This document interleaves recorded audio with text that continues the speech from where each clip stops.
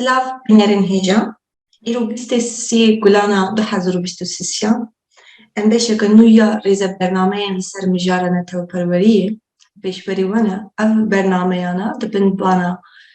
Kovarezeremê tên kişandin. Îro mêvana me Rêzan Abdullahî ye. Anha Rêzan Xan yê bînê xwe bi kurtasî bide nasîn, kerem ke. Slavên Kurdistanî ji we û hemû guhdar û temaşevanên hêja. Navê min Rêzan e, ji bajarê Serdeştê me. Weke xwendin min bi kalîros di derûnasî de heye, master di peywendiyên navneteweyî de û buwara karê min jî enî xwendin û nivîsandin û wergerandinên min jî zêdetir teoriyên peywendiyên navneteweyî û siyaseta navneteweyî ye. Belê ji ber vê sedemê jî îro bernameya me ye bi taybet li ser nasnameya Kurdan bi siyaseta navneteweyî de be. Yani em ê pirsê xwe li ser micarê ku li ser xebitî bikin. Pirsa min yekem ev e Rêzan. Bi siyaseta navneteweyî de çima nasname giring e? Belê. Destpêkê bûye ku em bizanibin ku çima nasname giring e di siyaseta navneteweyî de, destpêkê em vê pirsê bikin ku nasname di siyaseta navneteweyî de çi ye? û destpêkê nasname bi xwe çi ye? Nasname di buwarên cuda cuda de wateyên cuda cudayên xwe hene. Di siyasetê de, di aborî de, di civaknasî de, di derûnnasî de, di felsefê de nasnameya wateyên xwe yên taybet hene. Mijara enî çemka nasname destpêkê di felsefe de hat bikaranî. Pirsên ku ez kî me, ez çima li virim. Piştre çûna û derûnnasiyê. û dema nasname çûna û derûnnasiyê weke hawatayek bo kesayetî, personalîtî çûna û derûnnasiyê ku girêdayî taybetmendiyên nawendiyên kesekî, şexsekî, mirovekî bû. Wate di vê wateyê de nasname ev e. Yani şêwaza rêkxistina taybetmendiyên fîzîkî, bîrûbawer, serpêhatî, dîrok û şiyan û twanînên kesekî, mirovekî ku wî kesî ji kesê din cuda dike. Weke din jî mirov dema mezin dibe, yanî zarok dema ji zarokatiyê derbas dibe û ber bi mezinbûnê diçe, xwe di nav grûpê de pênase dike. Ca ew grûp çi malbat be, çi grûpên kesê ku zarokê ku bi hev re dilîzin, piştre dibe civak, piştre grûpên mezintir, weke netewe. Yani beşek ji nasnama mirov girêdayî endambûna mirov e di grûpekî de. Yani dema însan mirov di grûpekî de ye, agahiya li ser grûpa xwe, li ser grûpê din li derdora xwe jî kom dike, piştre cudayî û li hevçûn di navbera xwe û grûpê din de dibîne û buwana xwe pênase dike û grûpê din jî pênase dike û xwe nas dike û xwe jî dide nasandin. Wate nasname ev ku em çawa xwe dinasin û em çawa xwe didene nasandin. û mijareke muhim giring di nasname de ev ku nasname babeteke nerênî ye, selbî. Dema dibêjin selbî yanî çi? Yanî dibe hetim yekek kesek hebe li hemberî me ku em li hember wî de xwe pênase bikin. Em ne ew kesin, loma em ew kesin. Bo mînak ez ne rojda me, loma ez rêzanim. Yani ez te nefî dikim. Dema lazim xwe bidim nasandin, dibe hemberê xwe, hembera xwe ez nefî bikim ku bêjim ez kî me. Yani sê layenên nasname hene. Destpêkê nasname nîşandera vê yekê ku însan xwe dinase û li xwe têdigehe. Du, nasname aliyeke weke dibêjin vegêranê heye, narration. Yani çîrokeke ji destpêkê heya îro ew çîrok dirêj dibe û ew çîrok berdewam dike ku tu bo nasnama xwe pena dibeyî ber vê çîrokê. û aliyeke din ye giring e nasname jî ev e ku weke min got peywendiya xwe û yên din. Piştre niha ez bême ser mesela siyaseta navneteweyî. Eger ekterên di nav siyaseta navneteweyî de ku em dibêjin dewlet be, ڕێکخستنێک بە سازمانێک بە NGO-یەک بە GO-یەک بە نزانم تشتێکی وەکە سازیەکە مەزن وەکە نەتەبێن ئێگرتی بە یەکێتیە ئەوروپا بە یعنی ئەو حەمیک و ئەموان وەکە ئەکتەرێن ناونەتەوەیی بناو دەکەن هەر یەک جوان خودی ناسنامەیە یعنی چی؟ یعنی خودی هەندێک تایبەتمەندیە ڕێزەیەک تایبەتمەندیە کو ویژە دەولەتێدن جودا دکە و شخصیەتێکی کەسایەتێکی ددەوی و هەر وساژی هەول ددا دلیستیکا ناونەتەوەییدا لەگۆر تایبەتمەندی خۆ لەگۆر ئارمانجی خۆ تەفگەر بکە و وەکە دنجی دەستنیشانکردنا دۆست دژمن خۆ یێدنجی لەگۆر ناسنامەیە يعني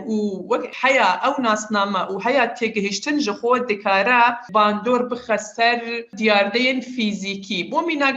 mînakekê bidim te tiştekê bi navê çekê atom çekê atomî çekê atomî çekê atomî ye eger em bi avayekî konkretî bibêjin lê dema dê te aviye intersubjektiv di nav mêjiyan de çi dibe yani eger bo mînak İsraîl xwedî çekê atomî be واتەیە چەکی ئەتۆمیە ئیسرائیلێ بۆ ئیرانێ جودایە بۆ ئەمریکا ژی جودایە نه هەمان واتەیە چما ژبەر و ناسنامە وان جودایە ژبەر وان ناسنامە خۆ لە هەمبەر دەولەتە ئیسرائیلدا bi دوو شێوازên جودا جودا پێناسە کردە ژبەر بەیەکی واتەیە وێ چەکێژی دەهێتە گوهرتن وەکە دنجی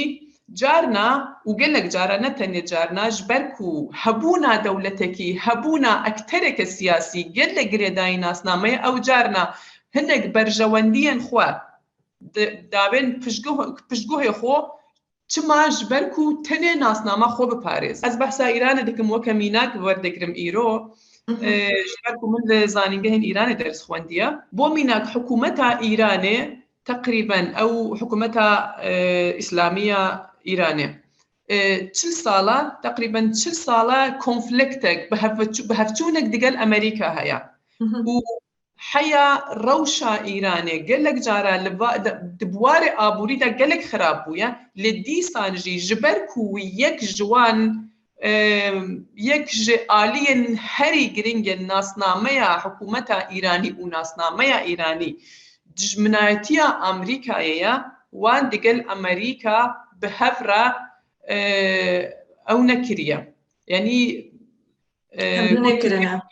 قطو بيش كرنا لي إيراني بيوانديك دقال أمريكا چه نكرية چما جبركو أجر دقال أمريكا بيواندي چكا أو دي واتايا كو دي خو إنكار بكا دي خو تنه بكا و خو جناب بالآلية ناس نامبا لي تو دبيني كو أو بروبلمين آبوري قبول كرنا أو بروبلمين آبوري هنا ليا مهم أبكو لآلية ناس نامدا پاش و نچه گاوک جی پاش و نچه او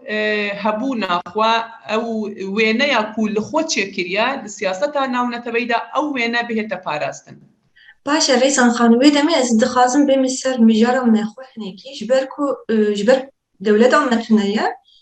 hin partiyên siyasî û her wiha carna hem siyasî hem leşkerî li ser navê me em dikarin bêjin ku ekterên siyasîne û li ser navê me nasnameya me di qada navneteweyî da temsîl dikin temsîliyeta me di destê wan da ye yekî çawa dibînî gelo ev ekterên Kurdiyên siyasî nasnameya Kurdan di qada navneteweyî da çawa pênase dikin çawa temsîl dikin erê dema em behsa qada navneteweyî bikin em lazim e pêwîst e ku ekter hebe ekterek hebe ku ما وەکە نونەرێ ما وەکە نونەرە ما divê qadê de bilîze û partiyên me bi taybet partiyên mezin ên me weke nûnerên Kurda derdikevin xwe nîşan didin di qada navneteweyî de lê dîsan jî li Nav Kurdistanê jî di nav ew dewletên ku Kurdistan jî dagirkirine dîsan partiyên me çi mezin bin çi biçûk bin roleke wan heye rola xwe dilîzin نها ام partiyên Kurdî weke ekterên siyasiyên Kurdî li vir em bidin nasandin û wan weke bingeh bigirin divê hevpeyvînê de mesela xwe pênasekirinê xwe nasandinê ku partiyên me ew erik bi rêve biriye û partiyên me jî kîne yanî roşinbîrên me ku gelek ji wan tevlî partiya bûn û weke nivîskar weke wergêr weke teorîst بۆ پارتیە نویساندنە و کارکردنە ئەرێ ڕەوشەمبیرن ما نویسکارن ما یانجی سیاسەتمەدار و سەرۆک پارتیên me û her wisa kesayetiyên leşkerî yên me ew hewan hemî bi hev re partiyên me çêkirine. Lê mesele ev e ku di qada navneteweyî de çawa derketine ez niha tenê vê bêjme te ku bi taybet eger em behsa 10 salên dawî bikin eger tenê niha behsa 10 salên dawî bikim çawa Kurd hatine derxistin yan çawa derketine yan çawa reprezent bûne di dinyayê de زێدەتر وەکە کەسێن ku tenê şer dikin mixabin kesên ku şerkerên başin şervanên başin mirovên azan e mirovên netirsin natirsin şer dikin û navê wan jî şervan e û heya serokên dinyayê dema behsa Kurdan dikin me bihîstiye dibêjin erê hûn gelekî baş şer dikin we dinya parastiye we şerê dinyayê kiriye li dijî terorê li dijî terorîzmê yanî li dijî Daeş mebesta wan heya niha jî eger peywendiyek jî digel Kurdan hebe li başûrê Kurdistan li Rojavayê Kurdistanê dibin navê şer digel tîror e ne weke ekterên siyasiyên serbixwe ku bikarin di her aliyekî de tevger bikin ne tenê di aliyê leşkerî de ev yek Vê Xalîd ez dixwazim tiştekî biçûk bêjim tenê çavderiyek dema ku şer ji bo berjewendiyên aliyekî be şervanên baş dema şer li hemberî berjewendiyên aliyekî be terorîstên xerabin em wisa ew rast e erê ew jî rast e ku ew bi dilê xwe kengî bixwazin çawa Kurda pênase bikin lê rola me Kurda jî divê yekê de heye ku çawa ew klîşe ew stereotîp li Kurda çêbûye ku tenê weke şervan weke şerker û weke kesên ku li aliyê siyasî ve li aliyê mêjî ve li aliyê hizra siyasî ve tiştek di destê wan de nîne tenê çek di destê wan de bû şer bikin ew pênaseke mixabin pênaseke me ye li qada navneteweyî de li cem dewletên din weke din jî nezelaliyek nerûniyek di nasnama me de heye ku sîbera xwe kişandiye ser armancên me jî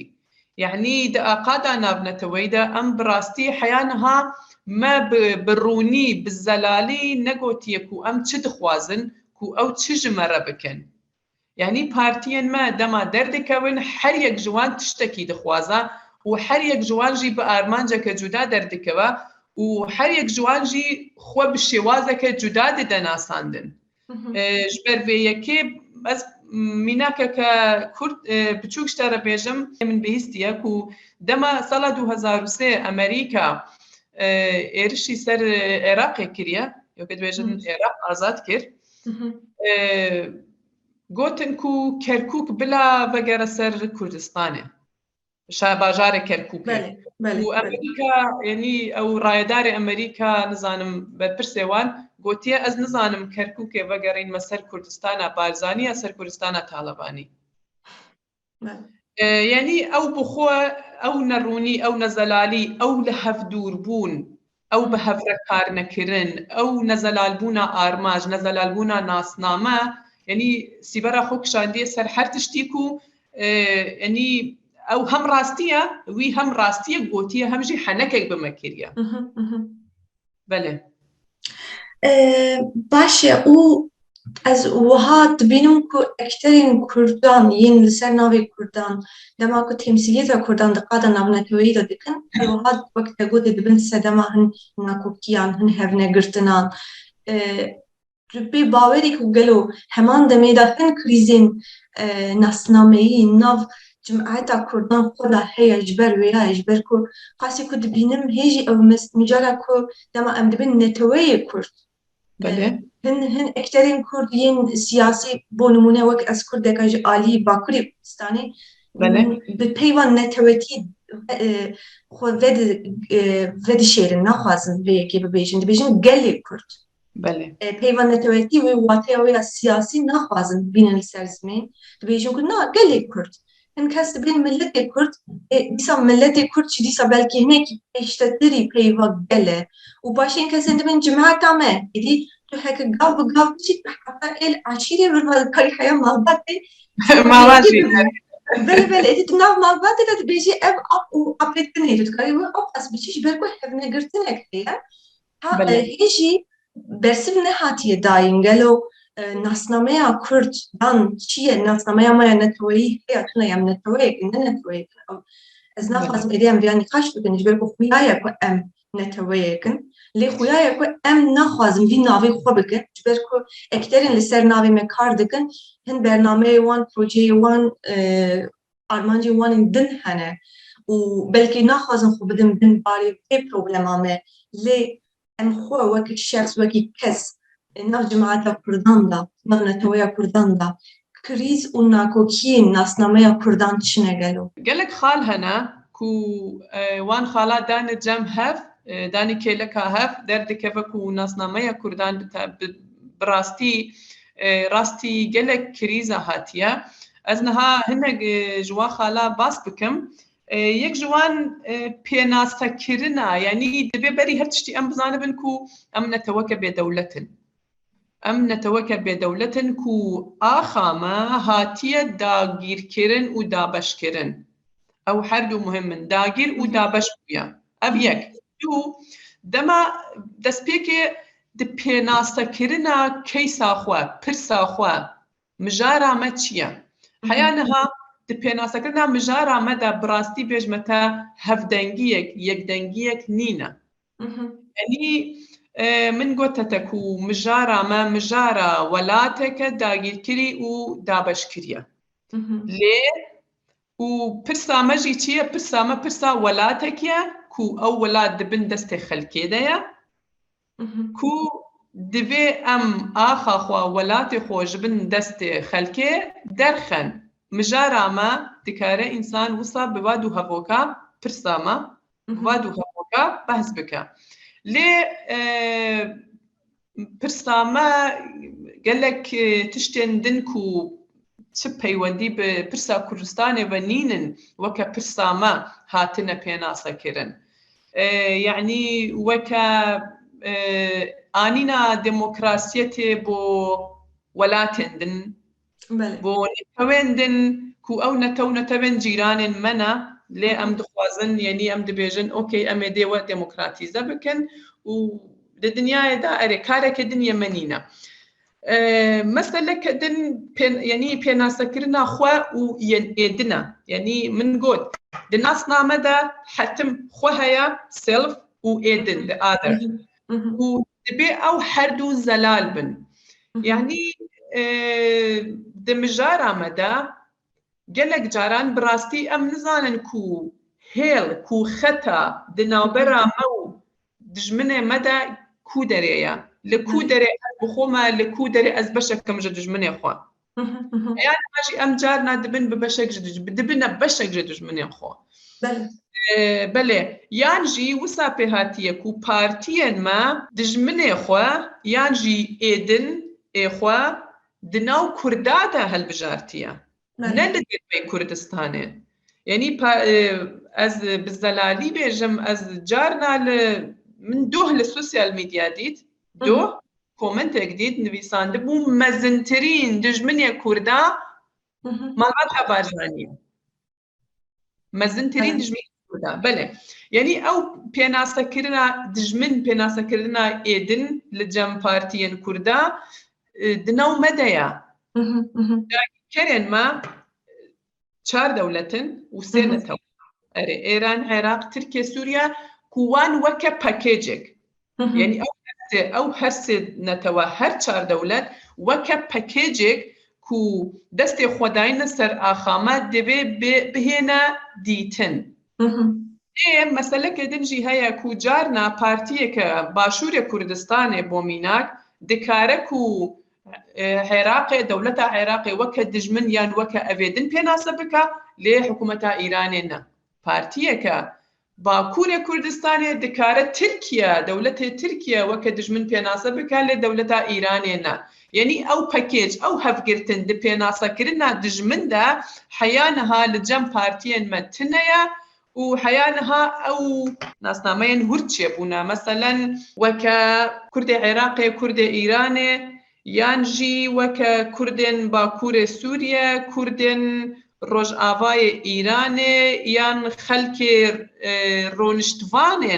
ڕۆنیشتوانێن ناوچەیەن و کورد لێ دژین ئەرێ ئەو پێناسەکردنا نەتەواخوا و پێناسەکردنا دژمن و مەسەلەکە دنجی پێناسەکردنا وەلاتێ خۆیە وەلاتێ مە کوردستان چاوا هاتیە پێناسەکردن مژارە ئاخا کوردستانێ یعنی کوردستانە ئیرانێ کوردستانە عێراقێ کوردستانە ترکیە کوردستانە سووریا ئەو چار پێناسەنەک و حەیانەهاژی ڕێتۆریکە سیاسیە مەدە بڕاستی هەنە و حەیانەهاژی ڕۆڵەکە گرنگ دلیزن و گەلێک کورد وسا خۆدن ناساندن مەسەلەکە دن خۆدانە ناساندن خۆ پێناسەکردن بە ناسنامەیە وەلاتێن داگیرکەرە یعنی ئەس بێژە مەسەلەن ئەس ئیرانیمە ها تو ترکی تو ji Tirkiyeyê erê tu ji Tirkiyeyê ez ji Îranê me yanî pênasekirina welatê xwe yan jî carna dixwazin neteweyî bin jî lê dîsan jî ew beşên Kurdistanê meselen nikarin bi naveke yek nav ji welatê xwe re danin û xelas bo mîna partiyên Rojhilat hinek dibêjin Rojhilatê Kurdistanê dibêjin Xorhilatê Kurdistanê hinek dibêjin Kurdistana Rojhilat hinek dibêjin Kurdistana Xorhilat mijareke din jî krîzeke din di nasnama Kurdan de ji ber ku nasnama neteweyî peywendiyeke gelek nizîk di gel coğrafiya siyasî heye eslan bi xwe nasnama neteweyî mijareke coğrafiya siyasî ye mijareke coğrafiya siyasî ye lê coğrafiya Kurdistanê heyaniha ne zelalek û Kurdistan li ku derê heya ku derê ye mesela em nexşên Kurdistanê dibînin dikarim bêjme te heyaniha belkî min 4-5 nexşeyên Kurdistanê dîtî bin erê ku hinek bajarê Kurdistanê jê derdixin hinek bajarê xelkiyê ku neên me ne jî dikine nav û wisa jî veger berdewam bike gelek enî bajarê Kurdistanê hinek ku kêm ji destê me derdikevin kêm dibin te'rîb dibin tefrîs dibin tetrîk dibin û pişra em nikarin li wan bajaran xwedî dirkewin û pişra em nikarin bêjin ku belê ew bajarên me ne em gelek bajarin dikarin bêjin ku aha ew jî serdemekî bajarên Kurdistanê bûn lê eger wisa berdewam bike eger ew krîzên di nasnameyên me de di pênasekirina welatê me de wisa berdewam bikin bi rastî yanî welatê me dê her dê biçûk tir bibe ku pişra bo mînak demekî amed jî bajareke Kurdistanê bû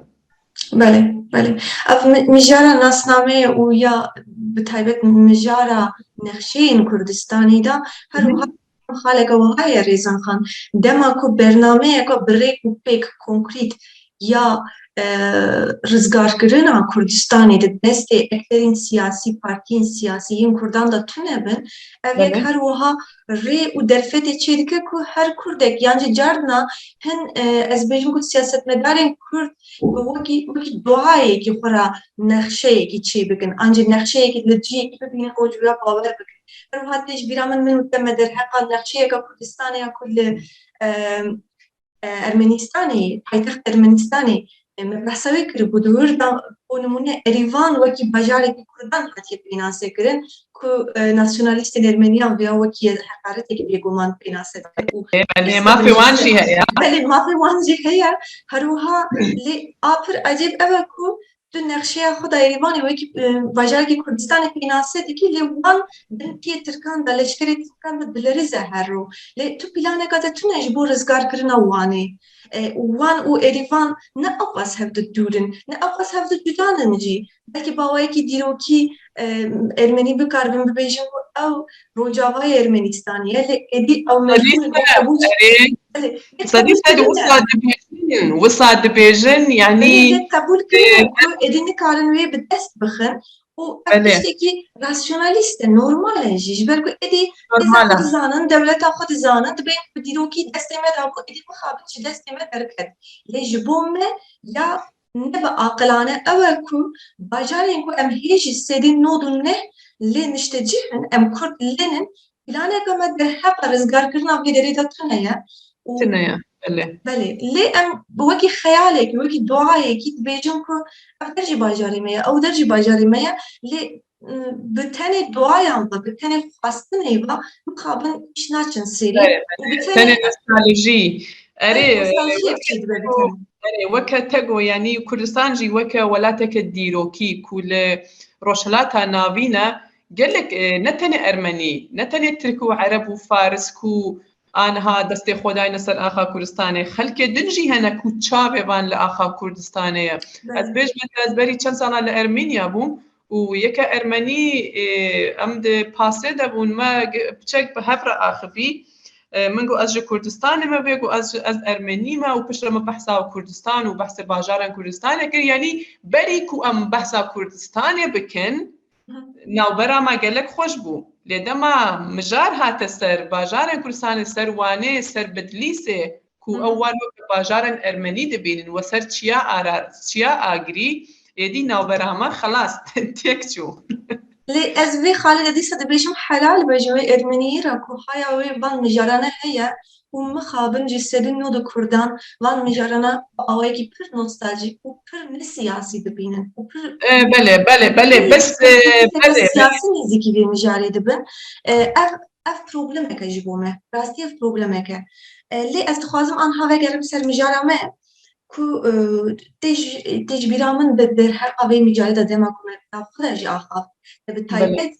جبر كدما ام بحث خو وياك دم بكن وام بيجين كل مثل حق كردستاني دا آخاف از دزانم او هرتم وقت شخصي جي ريسكك لما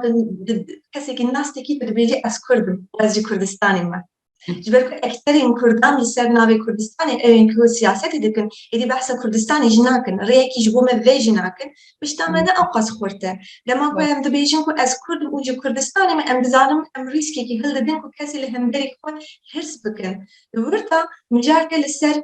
ليا ناس نامي ام بيج ام ناس نامي اخويا كردي دا كردان دا شوات خو اوله هيستك يعني ام دكارن خو اوله هيستك وقالوا أولية ناسنامەی چییە بتایبێت؟ بله ئەولەهیە ناسنامەی دەستپێکی بێژم و بەری چەند ساڵا من گۆتارێکە کورتژی لەسەر نویسان بوو گۆتارە من بە سۆرانی و بە کورمانجیژی هاتیە بەلاوکردن مەسەلا ئەولەهیە ناسنامە و پەیوەندیە وێ چەمکێ دیگەل پرسا کورد لەگەڵ پرسا کوردستانی و ناسنامە کووردا ئەولەهیە ناسنامە یانژی ئەولەهیە وجودی هەردوو یەک واتەیەوان هەیە ئەڤەکو بەری هەر تشتی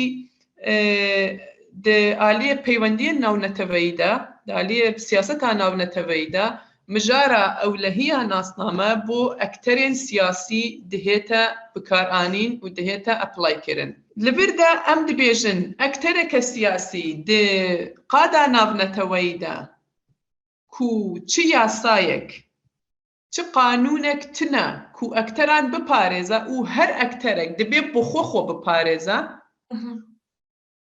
مەجبورە نەچارەک و پێناسەیەکەوی ji خۆ هەبە وەکو من دەستپێکێ بەسا میناکە ئیرانێ کرد نەچارەک پێناسەکە وێ ئەکتەرێ لەخوا هەبە کو li گۆر وێ پێناسا خوا تەفگەر بکە و ئەو پێناسە ژی سێ پێواژۆی خوا هەنا یەک ئەکتەرێکە سیاسی دەبێ ji خۆ پرس بکە کو ئەس کیمە کیبوون بێتە زەلالکردن پشترە بێژە ئەس چ دخوازم دەما کی تو کی هاتە زەلالکردن vêcarê tu dikarî bizanî bêjî ku tu çi jî dixwazî û dema te rûn kir te zelal kir ku tu çi dixwazî vêca dikarî bizanibî ku divê çi bikey dema tiştek rû dide krîzeke neçaverêkirî rû dide şerek rû dide rewşeke avarte ديتا بردويتا وك أكترك السياسي تو دفيد لغور ناس ناما خو تفجر بكي يعني ديرو كاتا تشاوا بويا تو تشاوا خو دي ناسان تو تشج خو دخوازي تو تشاوا خو ببارزي وأجر أو ناس ناميا زلال أو ناس ناميا رون لجمتا نبا واتا أو لهي ناس ناما لجمتا تنيا يعني أم لبردما أو بحثا أو لهي ناس نامدكن مجار هنك أو لهي فيزيكي جدايا أو لهي فيزيكي يعني مجارة أو لهي بقشتي دسبيكي كو من بحثا أو لهي كلاسيكي بكن زيادتر جريداي مجارن فيزيكي بو جريداي شرو تشكو موشكو نظانم درونو تيارو بومبي اتومو مجارن وصابو لي بشرا بشتي سالا هزارو بشتي كتنا سوفيتي 1991 كو ديسان ده هر آلية كده بشتي كو شر صارت بداوي هات مجرد ناس نامت ديسا سرخو بلندكر يعني قالك شرن نتوي دناو نتوين جدا درودان لبالكان ليوغوسلافيا ولهن ولاتن أفريقيا شرن نتوي رودان ليد ويدا ميدا كو شر صارت هبو شر زيادتر ايدولوژیکی بون دنابرا دو بلوکن امریکا و سوویت دا لدیسا ناسنامه پشتی و شرن ناسنامه درکد و د تیورین پیوندی ناو نتوی دجی او مجار وبو و وقت بیجن اپروچک نو نزانم براستی کردی دبچی بنابه نيزك بونك نو نا وكا بجمتا وكا روانجية كنو بنابي كونستراكتيفيزم دركت كو بالا خواك شان دستر ناسنامه و بالا خواك شان دستر ويكي كو ايدي اولهي تاني فيزيكي نينا و دي مجارة اولهي ناسنامه دا ياسايك هيا كو جرد بيجن ياسايا ناسنامه كار يعني دما كو ناسناماتا زلال كريبا ودماكو أو خد أو هيلن سور ريد لاين هيلن سور انتا ديار كريبن تزاني كو تشبكي او تشنكي لغور ياسايا ناسنامه كار اگر او ختن سور ديار بن اگر ديار بكوتو تشدخوازي واتا تزاني كو تشبكي وأجر نوصابة وكما كردا دما أم نزانن أم كينا قالوا أم كردن إيران عراق تركيا سوريا أم كردن كردستانينا أم مسلمانن أم إزدينا أم علوينا أم كومونيستن أم سوسياليستن يعني ناس نامين جدا ام هورامينا ام مكريانينا ام جكيجان هريمينا ام بكيجان زارابد آخفن اولا مچيا باوريا مچنا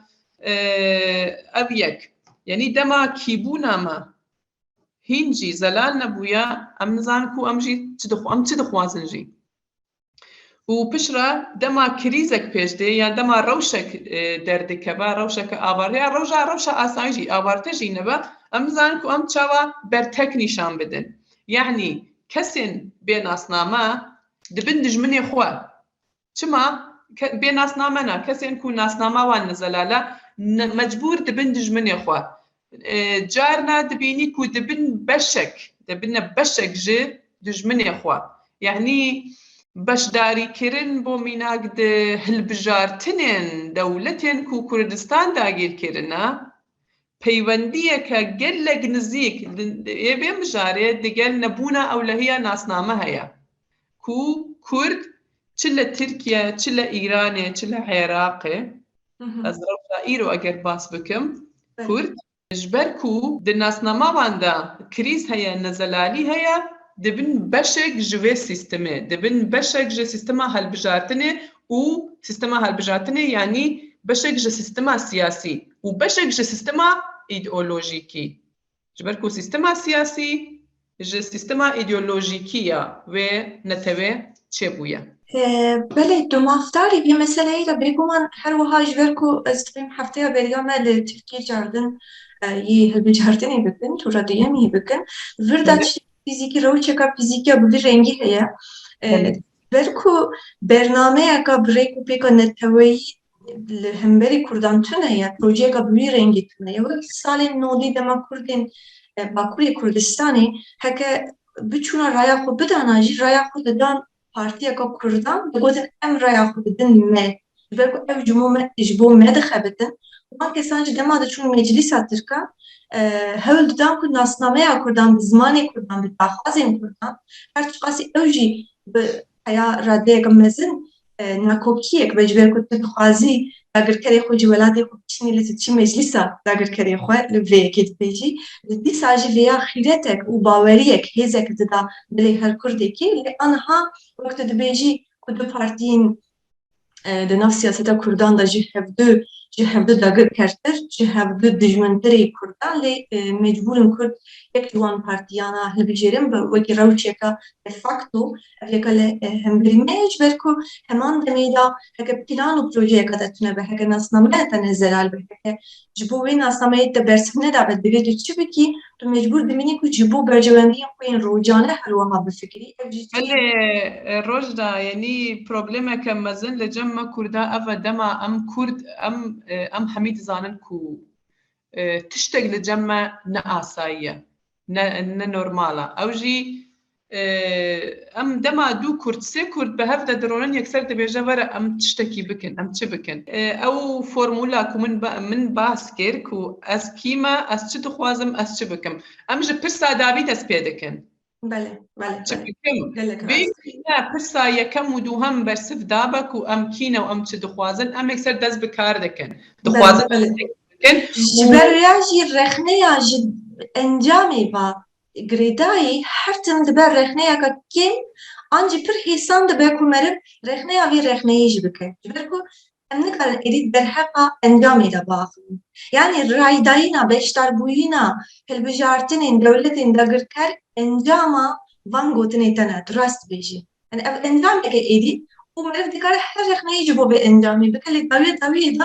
ew dîsa jî bêkêr e ji ber ku kêrî tiştekî nayê ji ber ku em ji xwe hatine vê astê mixabin. rasta. û ez ji bo herî dawiyê her tim pirsên bi vî rengî pir hez dikim ji ber ku em her tim rewşa berê û ya aniha diaxivin. Lê merak dikim gelo keseka ku hem tekiliyên pêwendiyên navneteweyî xwendine û li ser vê mijarê serê xwe îşandiye her wiha kesek ku derûnnasek e û nav cemaeta Kurdan da civaka Kurdan da dixebite her roj Kurdan de rû bi rû dibe. Gelo tu pêşe rojê de nasnameya Kurdan çawa dibînî? Yê çawa biguhere an jî yê çawa bandor bike li ser hebûna me xwe? Eger wisa berdewam bike, eger partiyên me li ser heman rêbaza îro bimeşin, di sed salê din jî çi cudahî di navbera îro û sed sala din de nabin di Keysa Kurdistanê de tenê keveke min got tenê axa Kurdistanê dê biçûk û biçûktir bibe. Lê ez dikarim normatîv eger li vir biaxivim tiştek bêjim ku em çi bikin binêrîna min kêmasiyeke mezin ku di xwepênasekirina me de heye ev e ku me mijara xak ya ax me ji bîr kiriye yan jî me kêm bala xwe daye ser mijara ax. Berî her tiştî em dibê nasnama Kurdî û Keysa Kurdistanê heya em bikaribin girêdayî axa Kurdistanê bikin. Niha di dinyayê dibêjin Kurdish question, pirsa Kurd, pirsa Kurda. Lê dibê ew pirsa Kurdistanê be, ne pirsa Kurda be. Li her derekî welatê din bo mînak li Rojhilata navîn de pirsa Filistîn heye. Kî dibêje pirsa Filistîniya? Herkes dibêje pirsa Filistîn. یان لێ بۆ پرسا کوردستانê کورد dibêjin pirsa Kurd bo dema ku tu pirsa xwe tenê weke pirsa Kurd pênase dikey yanî tu tenê behsa xelkê Kurd dikey xelkek ku eger tenê weke Kurd ne weke Kurdistanî tenê weke Kurd bêne pênasekirin wate tu dikarî Kurdek dikare Kurdeke Îranî bejî Kurdeke Tirkiyeyî bejî yanî ناسنامه خویا کردبوونی پاراستیه لی ناسنامه سیاسی ولاتك دولتك نتوك ولاتك دنا يعني از دبیجم کو بری هر تشتی ام گراناهی بخنه سر آخا کردستانه و پرسا خو وک پرسا کردستان به دنیای بدن ناساندن و ایدی او وینا جمکو هیکو ام شرکرن و ام بو دنیای شردکن او وینا نمینه نا ام آخا خو دخوازن ام دخوازن لسر آخا خو سروریا مهبه سروریا سیاسیا مهبه و پیوندی جی دناو برا مجارا خاک و سروریا سیاسی هیا یعنی خاک نتوا و دولت به هفره گریده ده او قازجی ام خو مجولي مجارن كولتوريا كردي وكججنو فستو ديلانو غوفندو هنارو هرميو قيسيو خوارنو تشتين وصا نكن راستا او جي گرنگن او جي بشكن جه ناسناميا ميا كولتوري لي ياكو ام ايرو بيويستكو خورت بكن ناسنامه ميا سياسيه و ناسنامه سیاسی جی به پرنکرنا مجارا خاک و شرکردن بو خاک و خو پیناسکرن وکه کردستانی نه وکه کردستان دیتا دستبر کرن اگر ام تنی خو وکه باور بکن داگیر کرن ما باور بکن چه پروبلمی وان دیگل ویکه نینه کوم خو وکه کرد بدن ناساندن او جه کرده بلکی لإیران بومیناک يا العراق دبيجن اري كرد لتركيا جي كرد اري كرد هنا كرجي برايا منا كرجي مروفن كرجي دكارن بلا نمشكلة بلا بزماني خوجي بخوينن لدما مجار بيت سر اخ سربيكو اوج اخا مدر كفن يدي او بيكن نما تحمل دكن او يك مجارة كدن كو دخوازم باس بكم كو ام خواج وان شراب دور بكن كو نشرن منا شرن ايديولوژيكي كو دناوبرا دنياي دهنا دناوبرا ايديولوژيا دهنا براستين نشر ما كردان راستا يعني ام دكارن وكا بوميناك از دكارم وكا مروف ج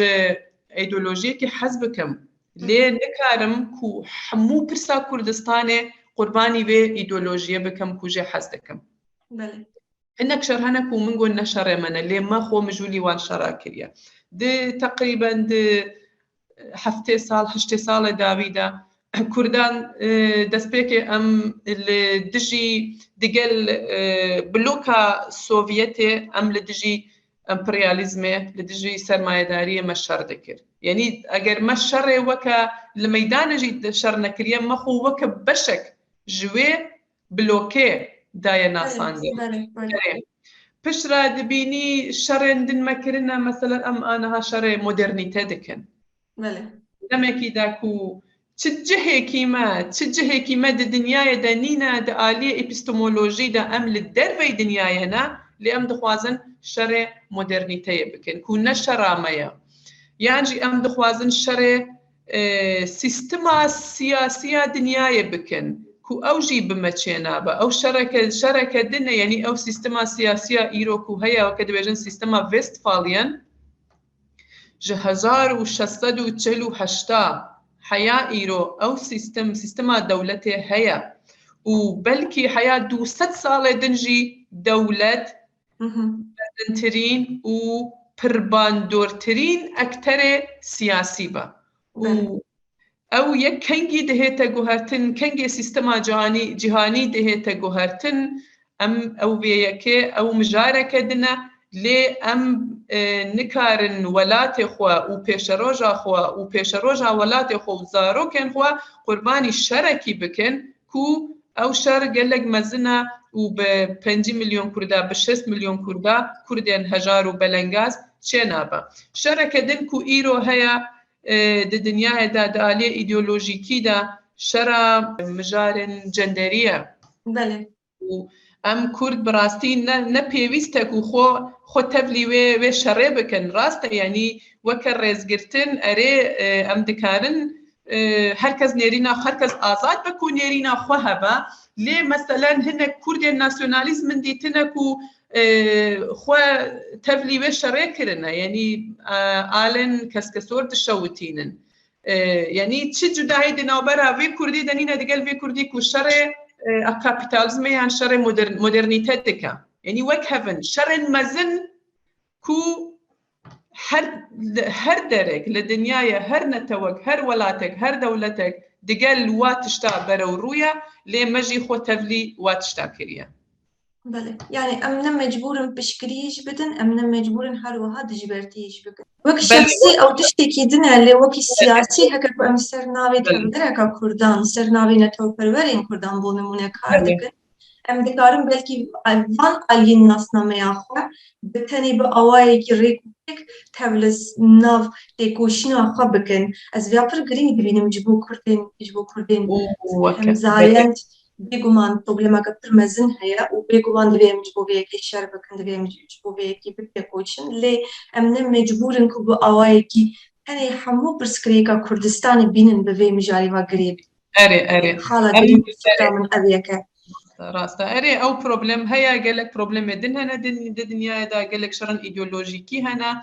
لي شرما شرا اخا كردستانية وم بيكي جبير نكن كو حياة ام اخا خواج دستي دجمنين خواج بن لنجي دجمني خوا درنخن براستي جيانا ما بيواتيا واتا آزادي لسر اخا كآزاد نتوكا سر بخوا نتوكا نسر بخوا نتوكا داغير كري نكارا بحثا مجارن دن بكا جبركو تو اگر تشتكي بخوازي دبيت جهك هبا آخك هبا ولاتك هبا كوتو إيديولوجيا خو لسر بولاتي بلاو بكي دما ولاتي تتنا تشرا إيديولوجيا بوكي دكي بوتش دكي تاني أو شركة بواتيا راسته في أولية از دبيجم كو ام دكارم برنامه يخوا داوي بكن جبو داوي خاص قوتن شككي ما هي قال وست خوازم بيابرسم از تاني بيكي بيجم كو براستي دم نمايا وما قلك دم جدستايا و ام هذا سالا 2023 عندنا لي براستي هر دمكي زيادتر ام جهف دور كتنا ام كرد يعني بلكي بري 10 سالا ايرو قالك باشتر بو بري 10 سالا تشتق دقوتن من دبهيسكو دخواستن كونغرانا تويتشكن 2013 لي ايرو او مجارتنا ايرو خو بيناسا كرين بنابي كردستان جيتنا ايرو كسر كو نابي كردستان بكاردينا للجمع وكا رودانك قالك مزن وكا تشتكى وكا معجزك براستي از دخوازم بيجم كو ام كردستاني ام د جغرافيا روشهلاتا ناوين دجين و جغرافيا روش بو او كريزن او بروبلمن كو د جغرافيا روشهلاتا ناوين دا هنا قالك نيرين جدا هنا ليه از دبيجم مثلا روشهلاتا ناوين بري هرتشتي مثلا ناسنامه او ناسنامه جدا دوين هرمي دا كو هفدو قبول ناكن ام نكارن نتوين كو 100 سالة 200 سالة 500 سالة دولتن نتوين كو پاشخانك هزرية ايديولوجيكية مزن ايوان هيا نتوين كو دمكي دريجة كو دزانن تشج دنيا دخوازن تشج جيانة دخوازن ام نكارن وان بكو هرن براستي لي ام دكارن خو بپاريزن تاني خو بپاريزن ايرو او همو ناسيوناليزم كو لبه هرمي ده هنا ناسيوناليزم مزن ين تركي ناسيوناليزم تركي ناسيوناليزم فارسي ناسيوناليزم عربي ناسيوناليزم جهوية ناسيوناليزم دنيا كو سري خو هل ددن براستي بناسنامەیەن بچووک بە کوردێ ئیرانی و کوردێ عێراقی و کوردێ سووری و کوردێ ترکی بتەنێ بە ڕۆژهەلاتێ کوردستانێ بە جوداکردنا ڕۆژهەلات ji باکوور باکوور ji باشوور باشوور ji ڕۆژئاوا ڕۆژئاوا ji ڕۆژهەلات بە جوداکردنا وان ji hev bi xۆپێناسەkirin bi nasnameyên dinên weke nasnameyên olî yan zarava yan herêmê Kurdistan ew herêmên Kurdistanê kom têde dijîn em nikarin şerê nasyonalîzmên mezin bikin. Tenê yek rê li ber me heye ew jî pan-Kurdistanîzm e. Em hemû axa Kurdistanê ne pan-Kurdîzm pan-Kurdistanîzm. Axa Kurdistanê ew ku girêdayî heve. Okey em îro mijara Kurdên Xorasanê yan Kurdên Kefkazya ew Kurdên ku li Sudanê ne, li Kuweytê ne, li Ordunê ne, li Pakistanê ne ew mijareke din e. Lê axa Kurdistanê ku girêdayî heve û rûniştvanê ser vê axê zêdebarî Kurdin em dibê ji vê coğrafiyê re planekî, programek, bernamekî bi hevrekarkirdinekî danin ku êdî ew coğrafiya êdî ji vê yekê biçûktir nebe û êdî ewlehiya me ya fîzîkî jî parastî be. بله. gelek spas bo gotinên te Rêzan Xan. Ez tenê dixwazim bêjim ku ji bo dawî her çi qasî ekterên siyasî heya niha planeka bi vî rengî danenê bin jî her çi qasî planeka bi vî rengî tune bê jî em wekî şexs ez wekî Kurdeka heke ku Kurdistan dabaş nekirina ba me dikaribû bigote ku em her du ji wekî Kurdên Rojhilatê Kurdistanê